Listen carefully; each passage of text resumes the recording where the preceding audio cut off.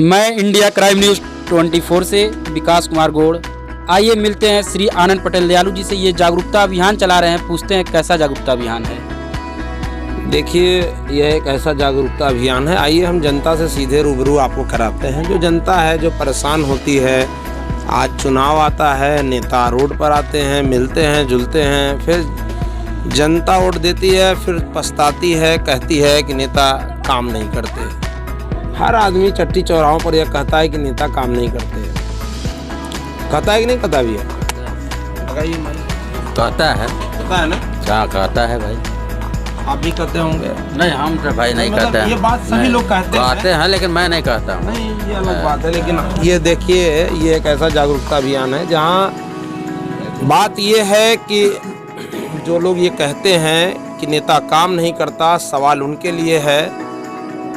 आज ओबरा की विषम परिस्थितियां हैं, ओबरा में दिक्कतें ढेर सारी हैं। आज सवाल है आपसे कि जो आज वर्तमान स्थिति है, उस वर्तमान स्थिति में हमें हॉस्पिटल चाहिए जहां आज हम इलाज कराते हैं। किसी महिला का डिलीवरी हो जाए तो रॉबर्ट्सगंज जाना पड़ता है। कितना कष्ट होता है, कितना दुख होता है।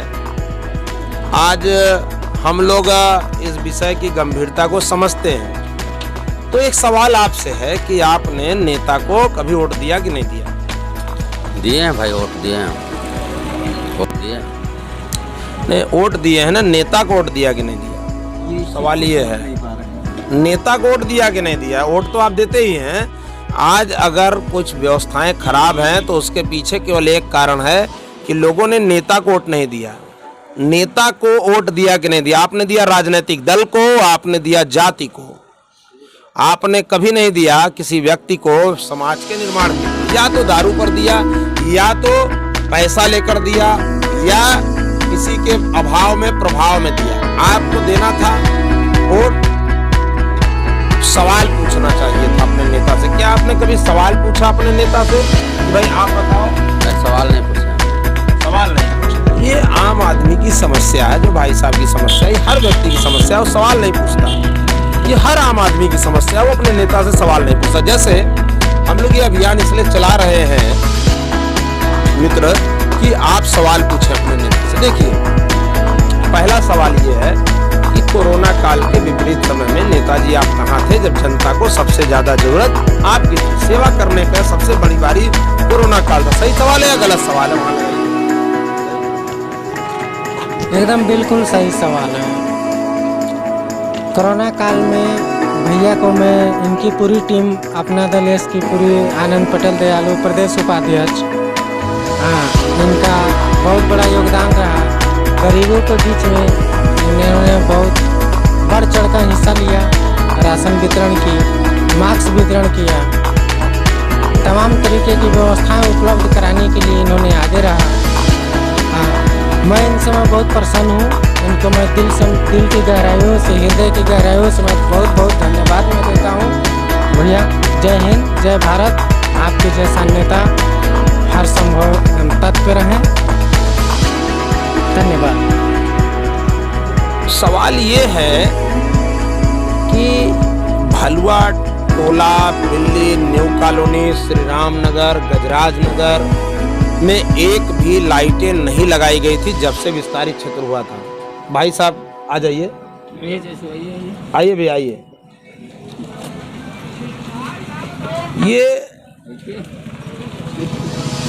ये जो जनता है, इसको जागरूक करने का अभियान चल रहा है कि आप जागरूक होइए। होता क्या है कि सवाल है, हर जनता को पूछना चाहिए अपने नेता से कि आपने पिछले 5 वर्षों में क्या क्या काम किया है जिसके आधार पर हम आपको वोट दें। अगर वह चुनाव जीता हुआ कैंडिडेट था तो आपने क्या काम किया है, नहीं जीता था तो विपक्ष में आपने क्या भूमिका अदा की। जीतेगा तो एक ही जीता होगा, लेकिन हारे होंगे ढेर सारे लोग, तो आपने विपक्ष की भूमिका में क्या काम किया। दूसरा सवाल है कि कोरोना काल के विपरीत समय में जब लोग भुखमरी के कगार पे थे तो आपने कितने लोगों की मदद की, कहाँ थी? सेवा करने का सही समय था कोरोना काल। तीसरा सवाल ये है कि आज जो विषम जो परिस्थितियां हैं, आज आप कहीं भी जाते हैं चट्टी चौराहों पर देखते हैं कि भलुआ टोला में, बिल्ली में, न्यू कॉलोनी, श्री राम नगर, गजराज नगर, जो भाई जी थोड़ा सा आइएगा, यह एक ऐसी जागरूकता अभियान हम लोग चला रहे हैं जहां पर हम चाहते हैं कि आम आदमी सीधे रूबरू हो, आम विषयों पर रूबरू हो और उसकी जो उसकी जरूरतें हैं, जरूरत बुनियाद चीजें हैं, उसको मिले। तो सवाल उठता है कि आपने केवल वोट देने का काम किया है अभी तक, तो मैं चाहता हूँ इस चुनाव में, ओबरा नगर पंचायत के चुनाव में, आप अपने नेता से सवाल पूछें कि कोरोना काल के विपरीत समय में नेताजी आप कहाँ थे, जब जनता की सबसे ज्यादा जरूरत आपकी थी, आप कहाँ थे? भलुआ टोला, बिल्ली, न्यू कॉलोनी, श्री राम नगर, गजराज नगर में एक भी लाइट नहीं लगाई गई थी, तो आप कहाँ थे? कितने लोगों के लिए संघर्ष किया आपने, कितना पत्राचार किया, कितना ज्ञापन दिया, थोड़ा ये बता दीजिए। ये बहुत बड़ा विषय है अपने आप में। आपका पिछला 5 वर्षों का काम क्या है? भैया तीनों सवाल से आप सहमत हैं? आप बताइए, बताइए। चलिए नहीं, ठीक है। क्या सर पूछे हम अभी आए ना इसलिए। हाँ, फिर से पूछते हैं कि जब हम लोग, हर आम आदमी चट्टी और चौराहों पर कहता है कि नेता काम नहीं करता, हर आम आदमी नेताओं के लिए भला बुरा बोलता है। एक सवाल जनता से कि आपने अपने नेता से सवाल पूछ के वोट दिया कि बिना पूछे वोट दिया? आपने राजनीतिक दल को वोट दिया, आपने जाति को वोट दिया, आपने कब समाज के निर्माण के लिए वोट दिया और देश के लिए वोट दिया? कब अपना बहुमूल्य वोट किसी नेता को दिया? सवाल ये है। सर आपका क्वेश्चन तो सही है। हम लोग देखिए, हम लोग जनता है, हम लोग चाहते हैं कि किसी को, कोई भी प्रत्याशी अगर खड़ा हुआ है तो उसको वोट दे तो कोई काम करे, ठीक। हम लोग हर बार यही करते, बट यहाँ हमेशा की तरह कभी यहाँ पे काम अच्छे से किया नहीं गया। तो जनता के प्रति तो अभी कोई, जिससे जनता को विकास के हिसाब से काम कार्य नहीं किया गया, मगर आपका योगदान यहाँ पे अभी स्टेशन में जब भी रहा 2-3, तो अभी तो आपको तो सकते वह है नहीं, फिर भी आप 1-2 काम ऐसा किए कि जो जनता बहुत खुश है आपसे। तो नेता, यहाँ की जनता ऐसा ही चाहता है कि कोई ऐसा व्यक्ति हो जो जनता का काम करे, न कि जनता नेता के पीछे पीछे, नेता जनता के पीछे पीछे, ऐसा हमें। देखिए, आपकी बात का मैं जो है आपको धन्यवाद देता हूँ कि आपने मेरा माइक पर हौसला बढ़ाया है, लेकिन असल बात यह है कि नेता बेचारा चुनकर नहीं जा पाता है। जो असली नेता होता है झूठ नहीं बोलता, फरेब नहीं करता। तो जो नेता है, तो लोगों को सवाल पूछना चाहिए अपने नेता से। जैसे हम ये कह रहे थे कि नेता से सवाल, मान लीजिए ये भी नेता है, मैं भी नेता हूँ, ये भी नेता है, तीनों लोग चुनाव लड़ रहे हैं, तो हमको सवाल पूछना है। हमें चेयरमैन किसको बनाना है? उसको बनाना है जो मेरे पीछे घूमे, न कि हम उसके पीछे घूमे। बहुत अच्छा जवाब आपका था, बहुत अच्छा विषय लगा कि देखिए, पहले राजा कैसे बनते थे? पहले रानी के पेट से जो बच्चा पैदा होता था वो राजा बनता था। आज क्या है? आज आपके वोट से राजा बनता है, आपके वोट से जो है लोग आगे बढ़ते हैं, आपके वोट से जो है लोग चेयरमैन, विधायक, सांसद, मंत्री बनते हैं। तो सवाल उठता है, नहीं चाय भी चलने दीजिए, चाय पर भी चर्चा है, तो चाय पर भी और चर्चा भी सब, चाय पर सभी लोग चाय पीते हुए चर्चा करते हैं। चाय पी लें बाबू। बात ये है कि साइलेंट, सवाल ये है, हम भी परेशान होते हैं, हम भी तो आम आदमी हैं, हम नेता हैं, तो क्या हुआ? हमें भी तो सुविधाएं चाहिए, हर व्यक्ति को सुविधाएं चाहिए, सुविधाओं की लड़ाई है। बात क्या होता है ये समझने की जरूरत है। सवाल क्या है कि आज तक वोट देते वक्त हम लोग ये नहीं सोचते कि हम नेता को दे रहे हैं कि राजनीतिक दल को दे रहे हैं। हम नेता के नाम पर वोट नहीं देते, हम राजनीतिक दल को देते हैं, जाति को देते हैं, हम किसी व्यक्ति को वोट नहीं देते कि अच्छे व्यक्ति को वोट देंगे जो अच्छे समाज का निर्माण करेगा। आइए सवाल पूछते हैं अपने नेता से।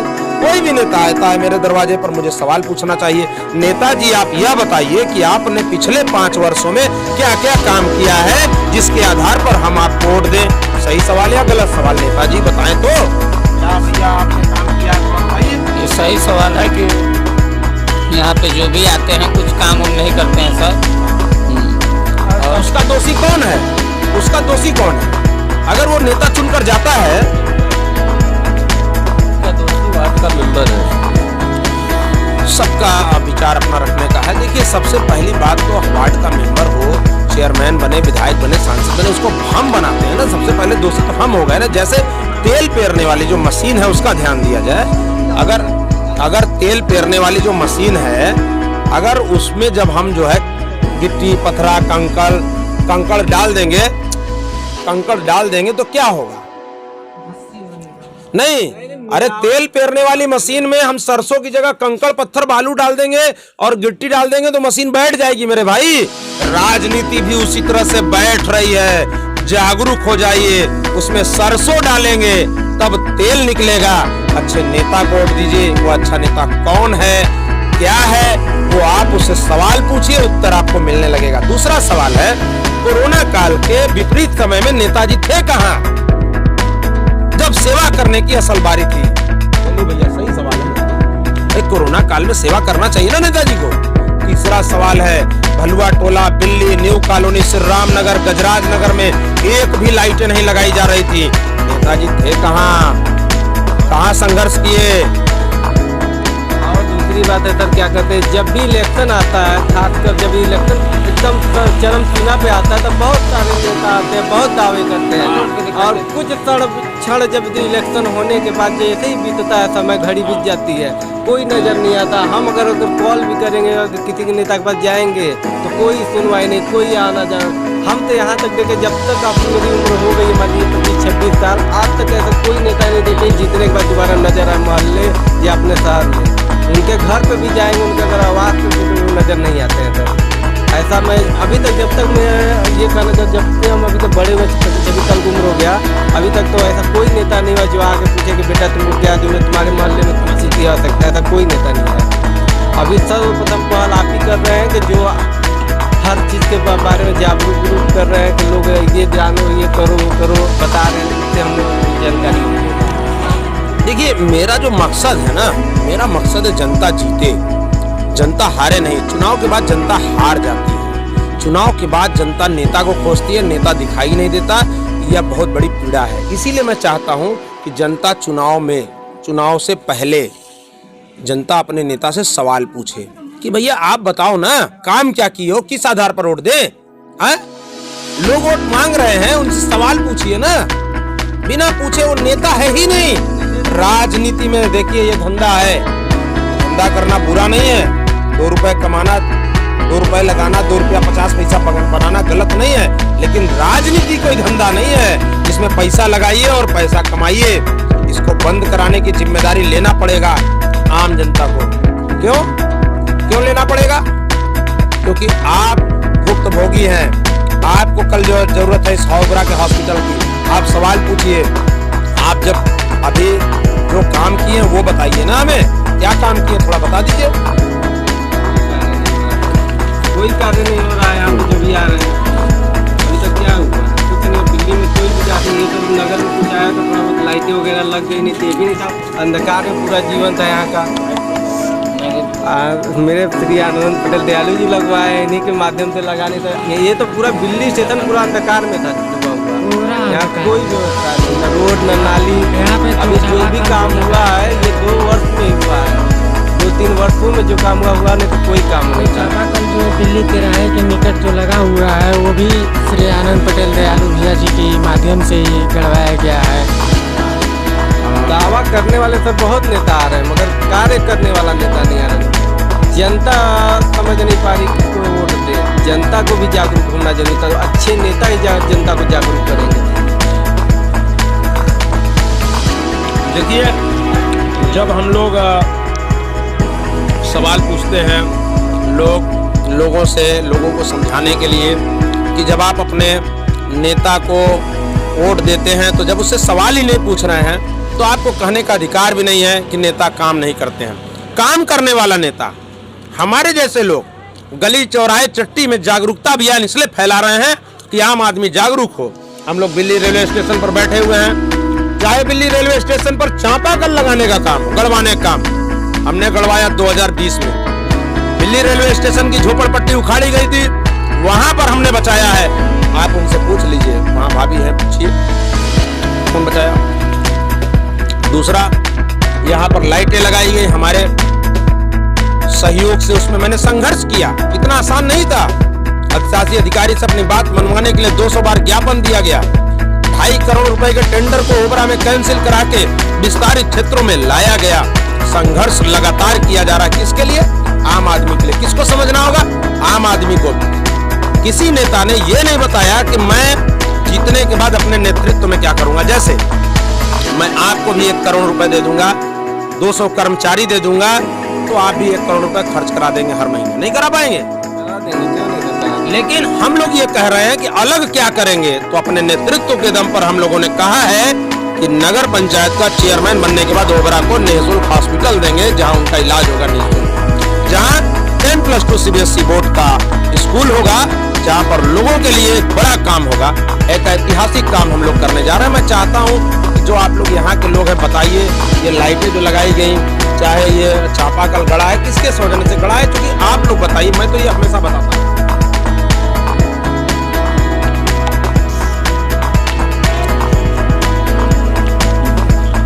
हम पति पत्नी दोनों हैंडीकैप्ड हैं। और पिता श्री आनंद पटेल दयालु भैया जी से प्रदेश उपाध्यक्ष अपना दल, मैं पहले हृदय के दिल की गहराइयों से मैं बहुत बहुत प्रणाम करता हूं, धन्यवाद देता हूं तहे दिल से। जो भी इनका कार्य हमें देखने को जो मिला, बहुत बढ़ चढ़ के इन्होंने हिस्सा लिया, और हम अपने मेरे पूरे टीम को, मेरे जो भाई बंधु जो हमारे साथ हैं, मैं भी उनको मैं जागरूक करना चाहता हूँ कि जो भी इनका जो कार्यभार जो रहा वर्तमान में, वो काफ़ी अच्छा रहा। और खुशी की बात है कि हमारे नेता ऐसे ही होना चाहिए। बिल्ली मारकुंडी में चाहे कोई भी चुनाव हो, देखिए समझिए, इसके बाद वो मूल्यांकन कीजिए कि हमें किसे देना है, किसे नहीं देना है। इससे ज़्यादा तो मैं कुछ नहीं कह पाऊँगा। और मैं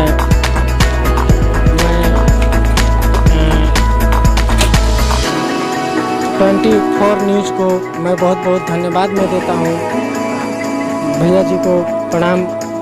बस इतना ही मेरा बयान रहेगा, आगे धन्यवाद सर। ये जागरूकता अभियान किस रूप इसलिए फैलाया जा रहा है क्योंकि जब चुनाव आज है कल नहीं होगा, लेकिन कम से कम ये तो लोग नहीं कहेंगे कि हम जागरूक नहीं थे, हमें जानकारी नहीं था, हमें नॉलेज नहीं था। आप अपने नेता से सवाल पूछिए, आपको उत्तर मिल जाएगा। किसी ने एक भी संघर्ष नहीं किया है। हाँ, आपको पैसा दे सकता है। हाँ, इन्वेस्टमेंट सेक्टर में वो काम करते हैं लोग, वो इन्वेस्टमेंट करते हैं। राजनीति जैसे ये दुकान खोला गया, इसमें पैसा लगाया जाता है, समोसा बनना है, चाय बनना है, पैसा लग रहा है, इन्वेस्टमेंट हो रहा है, फिर उसको निकाला जाएगा, उसमें जो है 2 रुपया कमाया जाएगा। 10 रुपए लगाएंगे, 2 रुपए कमाएंगे, ये इन्वेस्टमेंट। लेकिन राजनीति कोई इन्वेस्टमेंट थोड़ी ना है, राजनीति कोई धंधा थोड़ी ना है, राजनीति कोई व्यवसाय थोड़ी ना है कि उसमें पैसा लगाइए और फिर पैसा निकालिए। इसीलिए लोगों का काम नहीं होता है। अगर आपको हॉस्पिटल चाहिए तो आप अपना बहुमूल्य मत हमें दीजिए। अगर आपको 10+2 CBSE बोर्ड चाहिए तो हमें दीजिए, नहीं ओबरा शहर की आवाज कोई बुलंद नहीं करेगा। याद रखिएगा, किसी ने एक भी आवाज इस शहर के लिए उठाया नहीं है, लेकिन वह भी नेता है। यह देश का दुर्भाग्य है। आप सोच कर देखिए, प्रश्न पूछ कर देखिए, सब्जी मंडी उखाड़ी जाती है। आज से 2 महीने पहले कोई सबको सब्जी वाले बुलाते हैं, कोई आवाज तक नहीं उठाता। कितना दुर्भाग्यपूर्ण है। आनंद पटेल दयालु जी और उनकी पूरी टीम लगातार संघर्ष करती है और आवाज उठाती है। और SDM साहब कहते हैं कि यह अतिक्रमण का मामला है, तो मैं कहता हूं कि यह पथ विक्रेता अधिनियम का मामला है। लगातार संघर्ष हो रहा है, आम जनता के लिए हो रहा है। कांसी राम आवास के बच्चे 2020 में ठंड से ठुठुर रहे थे, उन्हें बचाने के लिए हमने प्रयास किया और आज भी वो बच्चे हैं। यह लगातार प्रयास एक दिनों में नहीं हो पाया। लगातार आज 2.5 करोड़ रुपए का काम ओबरा में निकाला गया था, जिसे कैंसिल कराया गया, विस्तारित क्षेत्रों में लाया गया। दिल्ली रेलवे स्टेशन की झोपड़पट्टी उखाड़ी गई, उसे बचाया गया। ये जिस दुकान में बैठे हैं यह भी उखाड़ा जा रहा था और इसका पूरा प्रमाण यहाँ मिलता है, पूछ लीजिएगा। दूसरी चीजें मैंने सवाल पूछा है जनता से। आज जनता परेशान है, हताश है। अगर वह बीमार पड़ जाए तो उसे दिक्कतों का सामना करना पड़ता है। जरा सोचिए, कल्पना करिए, सरकारें बनती है, सरकारें बिगड़ती हैं, लेकिन दम तोड़ता हुआ आम आदमी नजर आता है। आज बीमार हो जाएंगे, कहाँ इलाज कराएंगे? सीधे रॉबर्ट्सगंज या बनारस। सही बात है, सही बात। कोई नहीं देखने वाला है, न करना। आज यहाँ पर कई खदानें चल रही हैं, क्रैशर चल रहा है, चले, इसका विरोध नहीं है। बालू चलता है, चले, विरोध नहीं है। लेकिन जहां बालू चलता है वहां के लोगों के गांव से पूछा जाए इलाज का कितना समस्या है। सीधे रावर्टसन बनारस प्राइवेट हॉस्पिटलों में मुझे सुविधा चाहिए, वो भी निःशुल्क, ये मेरा अधिकार है, जिला खनिज निधि हमारा है, वह हमें चाहिए। आम आदमी को उसका अधिकार दिलाने के लिए हम लोग राजनीति में हैं। छोटा मुद्दा हो या बड़ा मुद्दा हो, सैकड़ों बच्चों को स्कूल में पढ़ाने का मामला हो, वह हमारी टीम करती है। 4200 महिलाओं को आत्मनिर्भर बनाने का काम करती है। हर साल 2000 लोगों को शाल व कंबल बांटने का काम करती है। कोरोना काल में 1000 परिवारों तक पहुंचकर उन्हें राशन देने का काम किया, तो 400 लोगों का राशन कार्ड आज भी, आज से 1 महीने से हम लोग जो 50 राशन कार्ड अभी इधर बीच में बनवा चुके हैं। ये अलग राशन कार्ड बनवा रहे हैं और लोगों का वीडियो भी अपलोड कर रहे हैं, जारी कर रहे हैं। लोग जागरूक हो, आपके हक के लिए लड़ाई है। आपको हक कौन दिलाएगा ये आप समझिए। बिना किसी पद पे रहते हुए hand pipe Delhi railway station पर दिखा दीजिए, यह गड़वाया गया, यहाँ लाइटें लगाई गई, संघर्ष किया गया, 200 बार ज्ञापन दिया गया, 70 बार विरोध प्रदर्शन किया गया, तब जाकर यह कहीं काम हो पाया है। और दिल्ली रेलवे स्टेशन की बात हो, चाहे ग्रीन माउंटेन स्कूल, चाहे राजू खान जी बलुआ टोला में, चाहे उसके आगे राम साहे यादव जी, चाहे खरटिया का पोखरा, कोई 14 हैंड पाइप हमने गड़वाया। यह संघर्ष आम आदमी के लिए। अरे पूछिए उन लोगों से, क्या कभी आपने कोई काम किया है, संघर्ष किया है, कहीं किसी के लिए आवाज उठाया है? आप डरते हो, आवाज इसलिए नहीं उठाते कि कोई अधिकारी आपसे नाराज हो जाएगा। बहुत से अधिकारी चाहते हैं कि लोग मेरी केवल चापलूसी में लगे रहे। ये कल भी नहीं हुआ था। क्रांतिकारियों ने देश की आजादी के लिए अपने प्राणों को न्यौछावर कर दिया था। क्रांतिकारी भगत सिंह, सुखदेव, राजगुरु रामप्रसाद बिस्मिल, अशफाक उल्लाह खान, राजेंद्र लाहिड़ी, खुदीराम बोस, सुभाष चंद्र बोस, क्रांतिकारी चंद्रशेखर आजाद को मानने वाले लोग हैं। हम लोग इस देश के लिए काम करते हैं और इस देश की आवाम में ओबरा नगर पंचायत का चुनाव होने जा रहा है। संभावित प्रत्याशी भी मैं रहूंगा। मैं चाहता हूं कि आप जागरूक होइए, अपने नेता से सवाल पूछिए। अगर आपका नेता सवाल का जवाब नहीं देता है तो समझ लीजिएगा वो नेता नहीं है, वो लेता है और देता है। वो एक हाथ से पैसा बांटेगा और एक हाथ से पैसा कमाएगा। फिर मत कहिएगा नेता काम करने वाला चाहिए। इसीलिए मैं आपसे कह रहा हूं, जागरूक हो जाइए। आपके हिस्से की लड़ाई आपका बेटा उर्फ आनंद पटेल दयालु लड़ रहा है, आपके लिए संघर्ष कर रहा है। राजनीति में मुझे 20 वर्ष हो चुके हैं। अब आपकी बारी है, अपना बटन दबाइए और ओबरा को, नगर पंचायत को हॉस्पिटल दिलाइए। जय हिंद, जय भारत, नमो बुद्धाय, जय भीम, जय सरदार।